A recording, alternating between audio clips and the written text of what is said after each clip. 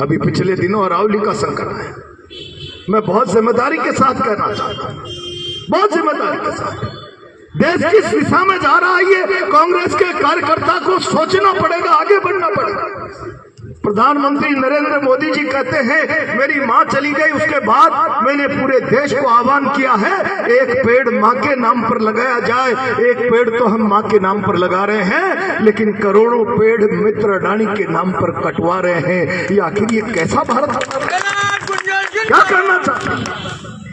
पिछले दिनों अरावली का हल्फनामा राजस्थान सरकार के आधार पर भारत सरकार ने कोर्ट में दे दिया।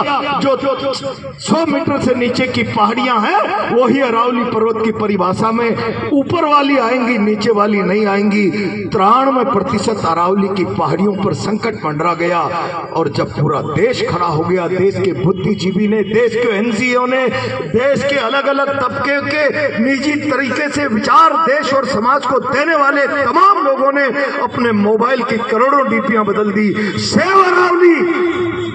धरती के नीचे से जमीन खिसक गई। अमित शाह और मोदी की, कहीं अन्ना हजारे के आंदोलन की आहट तो हिंदुस्तान में सुनाई नहीं दे रही है। सेव अरावली के बाद, उन परिणामों की भयावहता के बाद सुप्रीम कोर्ट के सामने जाकर नाक रगड़ दी। हल्फनामा वापिस लेंगे तो जूता मुंह पर पड़ेगा।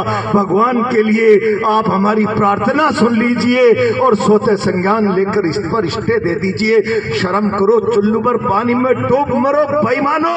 हल्फनामा बाद में दिया है, पहले अडानी, अंबानी, जिंदल जैसे सैकड़ों उद्योगपतियों से अरावली की पहाड़ियों को माइनिंग प्लान में एप्लीकेशन लगाकर, मूवमेंट में लाकर उसकी परिभाषा बदलने के लिए बाद में सुप्रीम कोर्ट में गए हो। अगर जनता खड़ी नहीं होती तो 97% अरावली मित्र पूंजीपतियों के हवाले कर दी जाती। और उसका परिणाम क्या होता? मैंने कहा बूंदी में खड़े होकर, कभी कभी बूंदी कहती है, आजकल तो बिरला जी कह रहे हैं हम टूरिज्म लाएंगे। अरे शर्म करो, टूरिज्म की परिभाषा और अंग्रेजी प्रहलाद गुंजल को बता दो स्पीकर जी, अगर मैं मान जाऊंगा तुम ले आओगे यहाँ पर टूरिज्म को।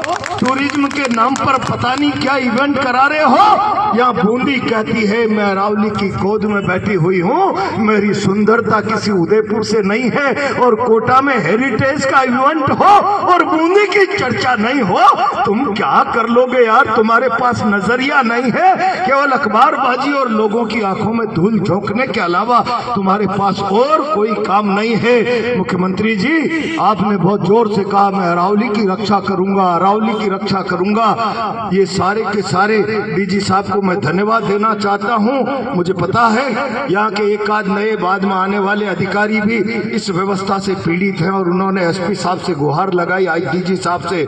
ये सुधरने वाला नहीं है। गुंडागिर्दी का आलम जो पुलिस पर, मानसिकता पर कब्जा हो गया है, जरा आप आइए और एक दो को लंबा करिए। वो आए तो डीजी साहब उसी मूड में थे कि एक दो और लंबे होने थे, लेकिन वो बच गए। मैं बहुत जिम्मेदारी से कह रहा हूं। आप अभी कह रहे थे अरावली की रक्षा करूंगा, चिंता मत करो। मैं मुख्यमंत्री जी आपसे कहना चाहता हूं, मैंने तब भी कहा था जब डॉक्टर किरोड़ी लाल मीणा ने कहा था कि बनास में से 8-10 करोड़ रुपए रोज की रेती निकल रही, तब मैंने मुख्यमंत्री जी से कहा था, मुख्यमंत्री जी मंत्री का बयान संयुक्त उत्तरदायित्व की भावना से पूरी सरकार का बयान होता है, कोई मुख्यमंत्री भी उससे बदल नहीं सकता, मुकर नहीं सकता। और अगर वो सरकार का बयान नहीं होता तो मंत्रिमंडल से बर्खास्तगी की कार्रवाई की जानी चाहिए थी। डॉक्टर किरोड़ी लाल आज भी मंत्रिमंडल का हिस्सा है, उसके बयान पर क्या कहना है? आप अरावली बचा रहे हो, अरावली की कोख में बनास की कोख को खोद रहे हैं कोटा के नेताजी, उनके मित्र दोस्त। उस अरावली की कोख को मत खुदने दो, उसको मत बचाओ। 20-20 करोड़ रुपए रोज की रेतियां निकाली जा रही है। एक ट्रोली पत्थर कोई लेकर आ जाए तो 50,000 का जुर्माना लगेगा। एक ट्रोली रेती लेकर आ जाए तो पुलिस वाले उसको राज संपत्ति घोषित कराने का वो जो है प्रोग्राम जारी कर देंगे। वो बेचारा रोता रहेगा। ट्रैक्टर ट्रोली का 5 लाख का ऋण चुकाते चुकाते उसकी हाइट से तुम्हारे बच्चों की मानसिकता विकलांग हो जाएगी। एक नेता की गुलामी में तुम किसी गरीब ट्रैक्टर ट्रॉली वालों के साथ जुल्म करो, अंदाजा रख लेना कि कल तुम्हारे बच्चे मानसिक रूप से विकलांग न हो जाए। मैं इस बात की गारंटी दे रहा हूं। ट्रॉली लाकर आजीविका चलाता है, 5 लाख का लोन चढ़ा होता है, एक रेती की भर ली और तुमने राजकीय संपत्ति के लिए उसको डाल दिया दब कागजों में। शर्म करो भाई, मानो उसके घर में उस रोज मौत का मातम बनता है। तुम्हारे घर में कभी किसी की मौत होगी तब उस मातम का अंदाजा लगेगा। जिस रोज गरीब का ट्रैक्टर छिनता है, ट्रॉली छिनती है, उसकी संपत्ति छिनती है, और तुम्हारे पास नैतिकता क्या है?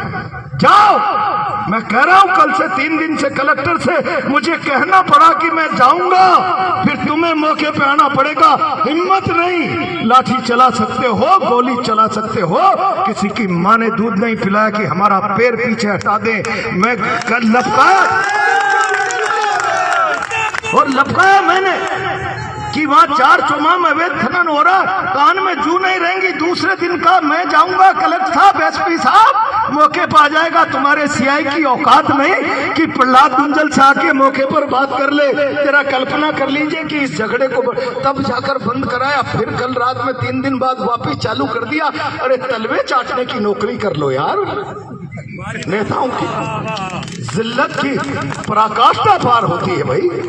मैं बहुत जिम्मेदारी से कांग्रेस के कार्यकर्ताओं से कहना चाहता हूं, ये सरकार बेईमान, इस सरकार के नेता बेईमान, इनके पास कोई नजरिया नहीं है राजस्थान के साथ न्याय और इंसाफ करने का। और जब राजस्थान के साथ न्याय और इंसाफ करने का कोई नजरिया नहीं, जवाबदेही पर खरा उतरने की स्थितियां नहीं, पब्लिक जवाब नहीं मांग ले, इसलिए उर्दी का भय लोगों को दिखाया जाए। और ये जब तानाशाह